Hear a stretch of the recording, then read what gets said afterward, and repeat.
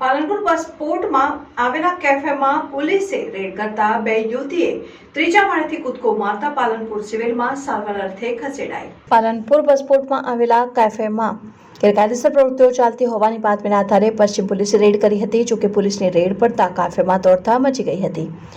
આ સમય દરમિયાન બે યુવતીઓએ ત્રીજા માળેથી છલાંગ લગાવી હતી, જે બાદ બંનેને ગંભીર ઇજાઓ થતા તાત્કાલિક પાલનપુર સિવિલમાં સારવાર અર્થે ખસેડાઈ। પશ્ચિમ પોલીસ મથકના પીઆઈએ કહ્યું કે કાફેમાં ગેરકાયદેસર પ્રવૃત્તિઓને આધારે રેડ કરાઈ હતી। કાફેમાં યુવક યુવતીઓની પ્રાઇવેસી આપવામાં આવતી હોય છે। જો કે હાલમાં બંને યુવતીઓની સારવાર સિવિલમાં ચાલી રહી છે।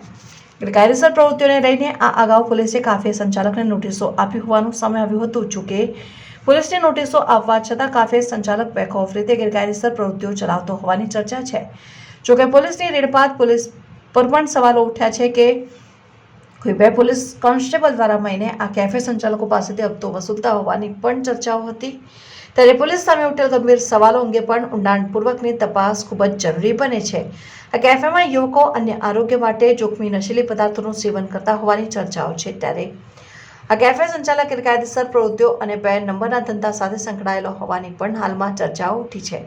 ઉલ્લેખનીય છે કે પાલનપુરમાં કોલેજ અને સ્કૂલ માટે બસપોર્ટમાં દરરોજ હજારો યુવક યુવતીઓ આવતી હોય છે।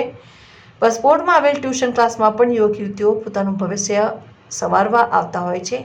જો આવા કેફેમાં જતા ધીરે ધીરે નશીલા દ્રવ્યોનો ઉપયોગ કરતા થાય છે અને આ કેફે તેમજ પાલનપુર ચાલતા આવા કેફે અને અનૈતિક પ્રવૃત્તિઓને રોકવા જિલ્લા પોલીસ વડાએ કડક પગલાં લેવા જરૂરી છે।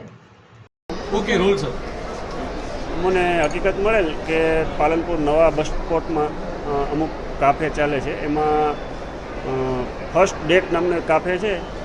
એમાં પડદા રાખી અને છોકરા છોકરીઓને પ્રાઇવસી આપવા માટે ગેરકાયદેસર રીતે એ કામ કરે છે એવી અમને હકીકત મળતા અમારી ટીમ અમે રેડ કરવા માટે મોકલેલ।